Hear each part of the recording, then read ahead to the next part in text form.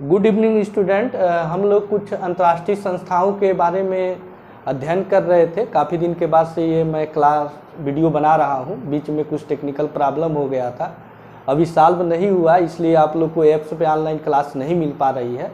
तब तक जो है यूट्यूब पे जो है हम लोग वीडियो बना कर अपलोड करते रहेंगे, वहाँ से आप लोग जो है उसको आप लोग देख लीजिएगा। जब ऐप्स वाला काम जब पूरा हो जाएगा तो उसके बाद से जो है आप लोग को ऑनलाइन क्लास वहाँ मिलेगा। तो हम लोग अंतर्राष्ट्रीय संस्थाओं के बारे में अध्ययन कर रहे थे। उसी के सीरीज में जैसे पिछले क्लास में हमने आपको संयुक्त राष्ट्र संघ के बारे में बताया था, और इस बार जो है एक और महत्वपूर्ण अंतर्राष्ट्रीय संस्था अंतर्राष्ट्रीय मुद्रा कोष के बारे में हम बता रहे हैं। तो देखिए, सबसे पहले आप ये जानिए कि ये अंतर्राष्ट्रीय मुद्रा कोष है क्या। तो जैसे ये नाम से लग रहा है, कोष मतलब क्या होता है? फंड का मतलब क्या होता है कि एक जगह, जैसे आप एक गुल्लक बनाते हैं तो गुल्लक में आप छोटे छोटे सिक्के 1 रुपये 2 रुपये 10 रुपये के डालकर जो है उसको इकट्ठा करते हैं, वो कोष होता है। ठीक, तो ये भी जो है एक मौद्रिक कोष है। ठीक है, जैसे मुद्रा है, मुद्रा मतलब करेंसी, तो एक करेंसी का जो है एक कोष है, एक फंड है जो सभी देश मिलकर इकट्ठा करेंगे। अब प्रश्न ये उठता है कि आखिर ये मुद्रा कोष की आवश्यकता क्यों पड़ी, क्यों बनाया गया? तो देखिए, हुआ क्या था कि जब आप जो है 1940 से लेकर 50 का जो वर्ष, 10 साल का वर्ष देखेंगे, हालांकि 50 के बाद भी ये चलता रहा सिलसिला, तो उस समय विश्व में बहुत सारे देश आज़ाद हुए।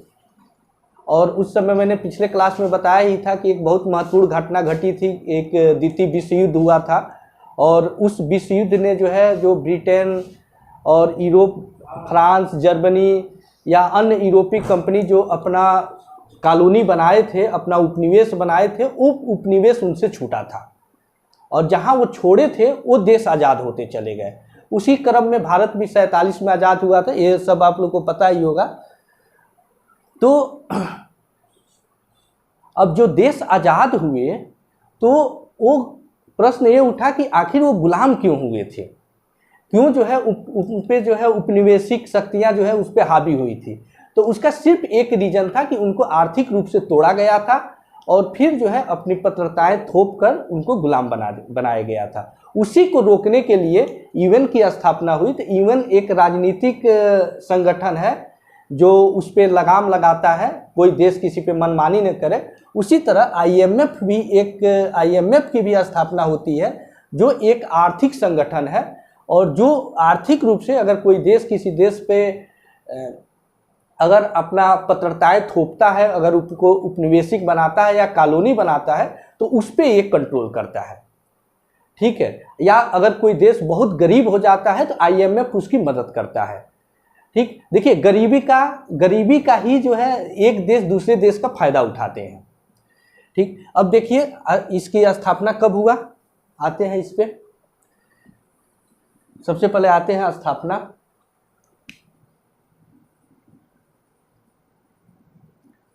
तो स्थापना के लिए, इसकी स्थापना हुई थी संयुक्त राष्ट्र स्थापना के बाद, जस्ट 1 साल, कुछ ही महीने बाद, 1 साल नहीं, सॉरी, कुछ ही महीने के बाद से इसकी स्थापना हुई। जो संयुक्त राष्ट्र की स्थापना हो गई, तो वही संयुक्त राष्ट्र में जो शामिल देश थे उनका जो है एक और बैठक हुआ, और वो बैठक हुआ था एक यूएस यानी अमेरिका में एक शहर है ब्रेटन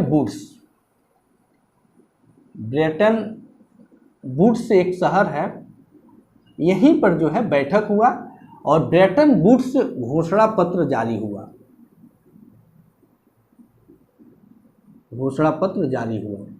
ठीक, और इसी घोषणा पत्र के आधार पर इसकी स्थापना 27 दिसंबर 1945 को की गई।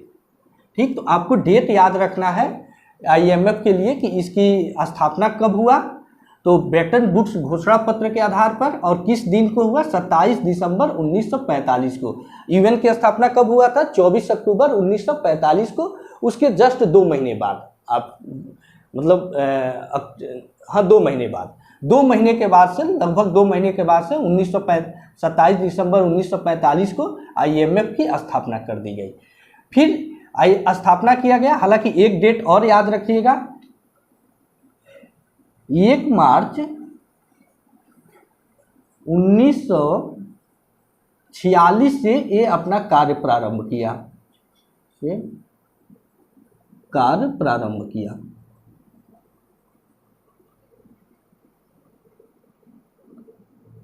यहाँ से अपना कार्य प्रारंभ किया। 1 मार्च 1946 से अपना कार्य प्रारंभ किया, तो इसकी स्थापना हो गई। अब प्रश्न ये उठा कि इसका मुख्यालय कहाँ रखा जाए, तो इसका मुख्यालय बनाया गया वाशिंगटन DC। मुख्यालय हो गया, मुख्यालय यानी हेडक्वार्टर, तो ये है वाशिंगटन DC में, वाशिंगटन DC। ये किसकी कैपिटल है, तो अमेरिका की, संयुक्त राज्य अमेरिका की कैपिटल है, तो वहीं पर वाशिंगटन DC में इसका मुख्यालय बनाया गया। तो IMF की स्थापना कब हुआ, किस घोषणा के पत्र के आधार पर हुआ था, ब्रेटन वुड्स घोषणा पत्र के आधार पर। कब, 27 दिसंबर 1945 को। कार्य कब प्रारंभ किया, 1 मार्च 1946 से। ठीक है, मुख्यालय कहाँ पर है, वाशिंगटन DC में। अब देखिए इसके कुल कितने सदस्य हैं वर्तमान में IMF में।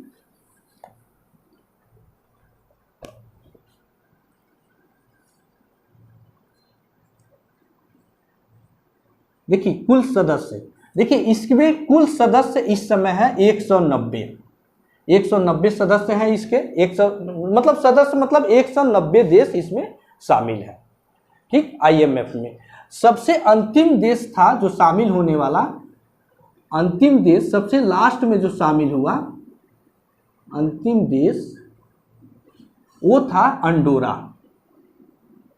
ये बहुत बाद में शामिल हुआ है, लेटेस्ट यही सबसे अंत में शामिल हुआ अंडोरा। अब आप कमेंट बॉक्स में, मैं नहीं बताऊंगा, आप कमेंट बॉक्स में बताइएगा कि एक बहुत छोटा सा देश है और ये किस महाद्वीप में है और किस देश से अलग होकर एक नया देश बना था। ठीक है, ये 2 देशों के बीच में एक सैंडविच जैसा बहुत छोटा सा देश है अंडोरा, और इसकी आप कैपिटल भी ढूंढ कर हो सके तो कमेंट बॉक्स में आप लोग रिप्लाई करिएगा, वहां बताइएगा। तो अंतिम देश इसमें IMF में शामिल होने वाला कौन है, अंडोरा। ठीक, तो कुल सदस्य इसके हैं 190। फिर आते हैं इसके बाद से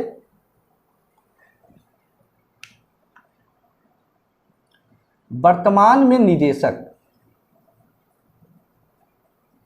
वर्तमान निदेशक मतलब इस समय इसके निदेशक कौन है, डायरेक्टर कौन है या चेयरमैन, जो भी आप कह लीजिए, तो वो है IMF के। ये देखिएगा एक करंट अफेयर में अक्सर पूछ लिया जाता है, जिर्जीवा, उनका नाम है जिर्जीवा क्रिस्टीना, इनका नाम है जिर्जीवा क्रिस्टीना, और ये कहाँ की है, बुल्गारिया की है। बुल्गारिया एक यूरोपियन कंट्री है, बुल्गारिया। ठीक है, क्रिस्टीना जिर्जीवा क्रिस्टीना इसके जो है निदेशक हैं और मुख्य अर्थशास्त्री हैं। ये आप लोग जरूर याद रखिएगा, इनके सहायता करने के लिए एक इकोनॉमिस्ट हैं। ये भारतीय मूल की हैं, ब्रिटिश नागरिक हैं। ये हैं गीता गोपीनाथन, अक्सर जो है ये चर्चा न्यूज में आती रहती हैं, गीता गोपीनाथन। ठीक है, ये केरला के रहने वाली है लेकिन ब्रिटिश नागरिक है इस समय वर्तमान में। तो गीता गोपीनाथन क्या है, मुख्य अर्थशास्त्री है, तो ये इसके निदेशक हो गए। ठीक, इसके कुल सदस्य हो गए। अब आते हैं कि IMF का कार्य क्या है, तो अब इसके कार्य देखते हैं।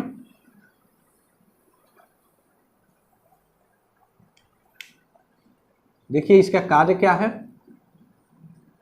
देखिए ये 5 महत्वपूर्ण कार्य करता है IMF। इसमें सबसे पहला है भुगतान संतुलन।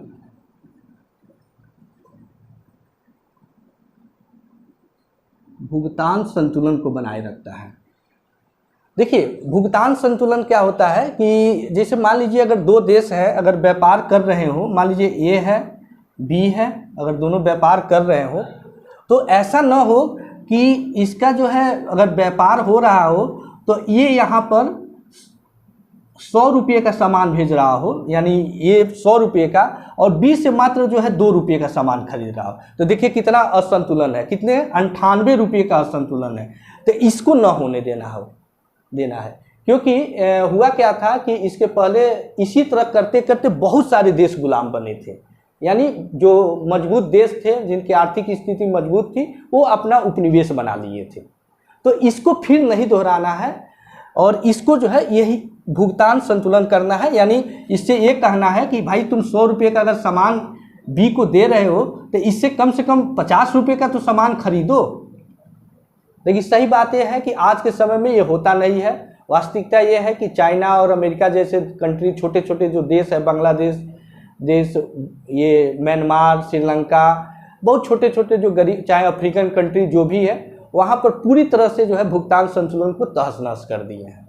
तहस नहस करने का मतलब ये है कि अपना सामान तो वहाँ बेचते हैं, उनका सामान नहीं खरीदते हैं, कहते हैं आपकी सामान की हमकी कोई आवश्यकता नहीं है।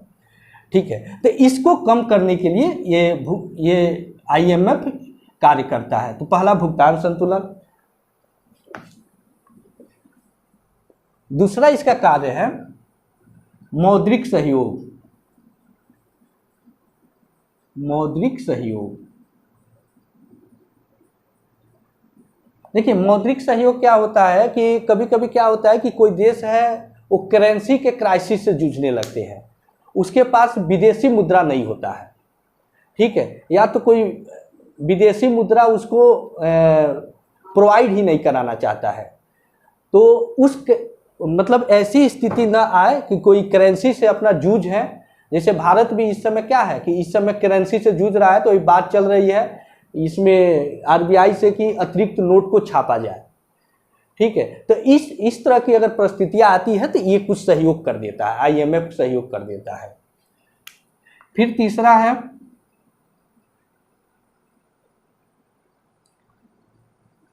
विनिमय दर को स्थिर रखना।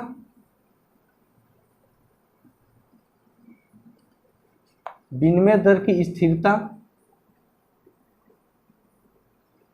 ठीक है, विनिमय दर की स्थिरता ये है, देखिए विनिमय दर को इंग्लिश में कहा जाता है एक्सचेंज रेट। एक्सचेंज रेट का मतलब ये है कि हम अगर मान लीजिए अगर रुपये को लेकर जाए और उसको डॉलर में जब चेंज करते हैं तो उसी को कहा जाता है विनिमय दर। जिस दर पे हम चेंज करते हैं उसी को कहा जाता है विनिमय दर। जैसे मान लीजिए हम अगर 70 रुपया लेकर गए, 70 रुपया लेकर अगर जाते हैं तो हमको $1 मिलता है, बराबर मिलता है $1। और यहाँ पर जहाँ पर जिस खिड़की पर हम चेंज करते हैं उसी को कहा जाता है विनिमय दर।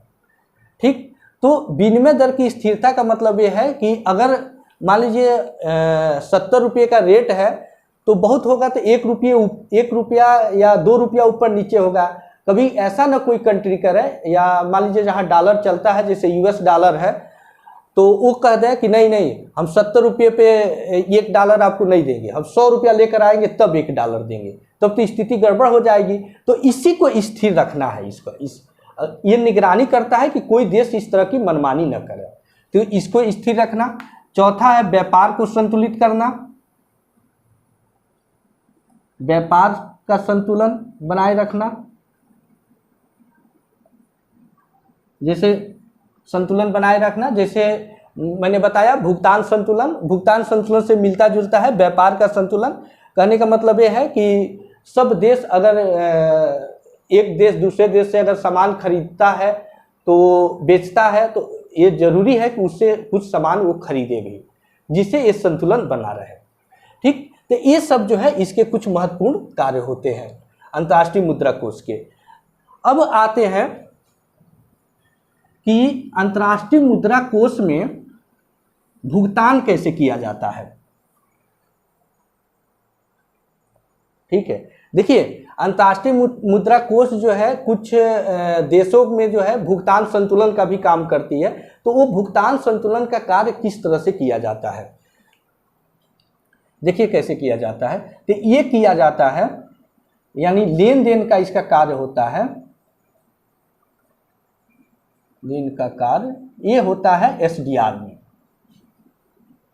लेन देन का कार्य होता है एसडीआर में। एसडीआर का फुल फॉर्म होता है स्पेशल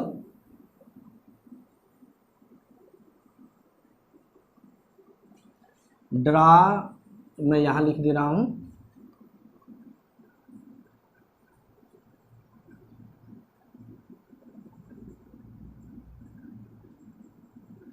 स्पेशल ड्राइंग राइट्स। ठीक है, तो ये लेन देन का कार्य करता है, सारा मतलब जितना लेन देन का कार्य करेगा ये एसडीआर में करता है। ठीक, एसडीआर को स्पेशल ड्राइंग राइट्स भी कहा जाता है और हिंदी में कहा जाता है विशेष आहरण अधिकार, विशेष आहरण अधिकार।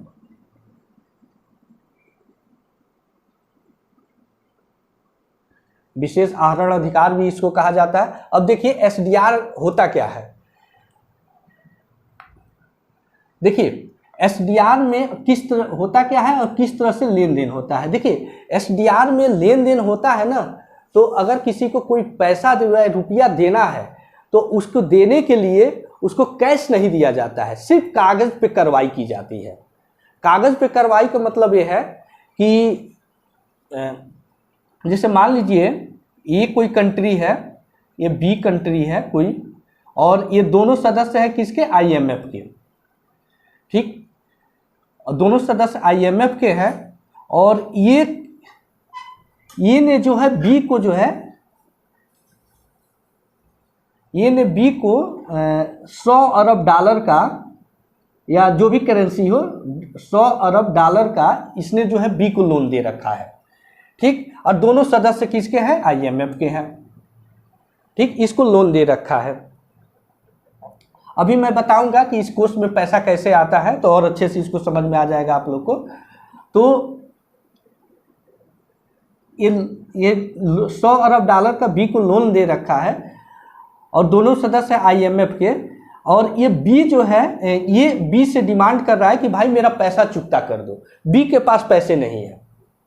ठीक है, 100 अरब डॉलर देने की स्थिति में बी नहीं है, तो बी आईएमएफ में गुहार लगाएगा कि ऐसा करिए कि आप जो है ए को पैसा दे दीजिए। ठीक है, देखिए आईएमएफ में ए का भी कुछ पैसा है, बी का भी कोटा है, तो आईएमएफ क्या करेगा, ए को कहेगा कि भाई इसका जो है बी के कोटे से हम पैसे को माइनस करते हैं और तुम्हारे जो है कोटे में उस पैसे को प्लस कर देते हैं। यानी ए का ये मान लीजिए बही खाता है और ये बी का बही खाता है। ठीक है, तो ए के बही खाते से जो है पैसे को माइनस करके बी के बही खाते में प्लस, सॉरी ए के बी के खाते से माइनस करके ए के खाते में प्लस कर दिया जाता है। ठीक, तो ये सिर्फ कागज पे होता है, इसमें कैश नहीं दिखता है। तो आईएमएफ की जब भी जो एसडीआर में अगर एसडीआर से लेन देन होता है ना, तो सिर्फ कागजी लेन देन होता है।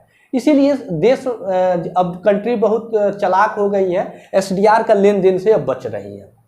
भाई कागज पे लेन देन हो गया, अब वो पैसा हमारे पास थोड़ा आया, मतलब इनका जो खाता था इनमें से हमारे खाते में आ गया, लेकिन हमको तो पैसा नहीं मिला ना।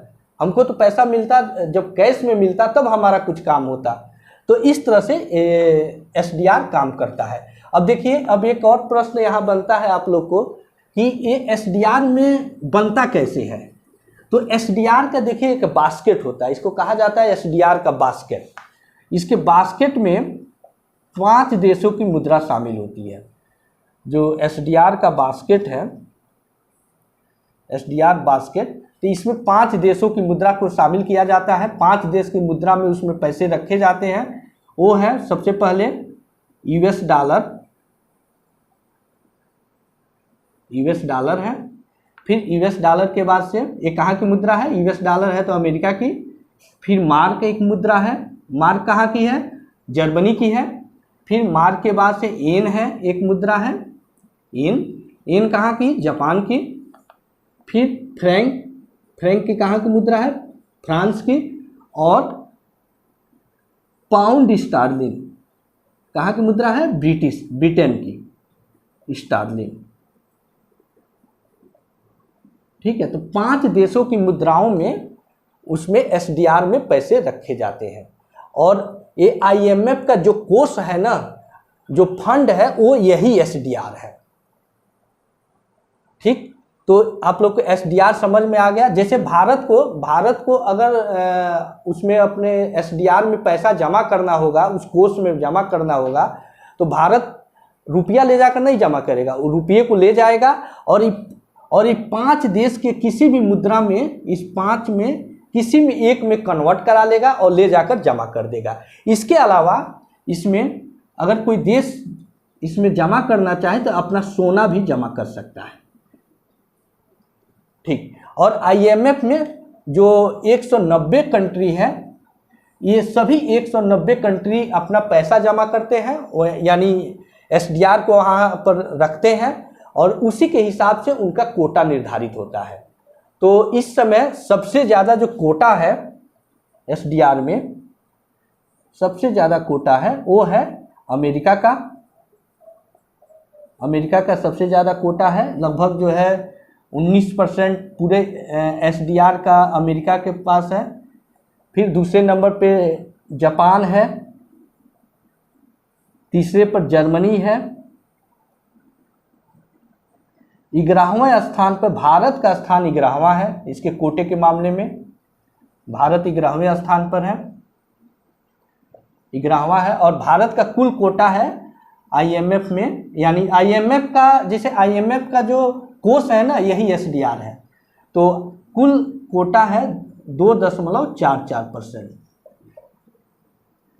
ठीक है। और भारत में बता दूं कि भारत के साथ जो है नेपाल, भूटान और म्यांमार और बांग्लादेश, इन देशों का भी कोटा इसी में है, भारत के साथ है, क्योंकि ये लोग बहुत कम फंड जमा किए तो भारत के साथ जोड़ दिया गया है। तो ये आपका आईएमएफ हो गया। तो आईएमएफ का एक वित्तीय संस्था है जिसका प्रमुख कार्य ये होता है, सीधे समझ लीजिए कि कोई देश किसी देश पे जो है किसी तरह से आर्थिक या वित्तीय पत्रताएं न ला दें, उसको किसी तरह से कंगाल न बनाए। ठीक, तो ये रहने दीजिए। अब नेक्स्ट अगले क्लास में आप लोग को इसी से जुड़ा हुआ एक और टॉपिक है विश्व बैंक और विश्व बैंक समूह, उसके बारे में मैं नेक्स्ट टॉपिक में नेक्स्ट डे आप लोग को बता दूंगा। ठीक है, मान लीजिए।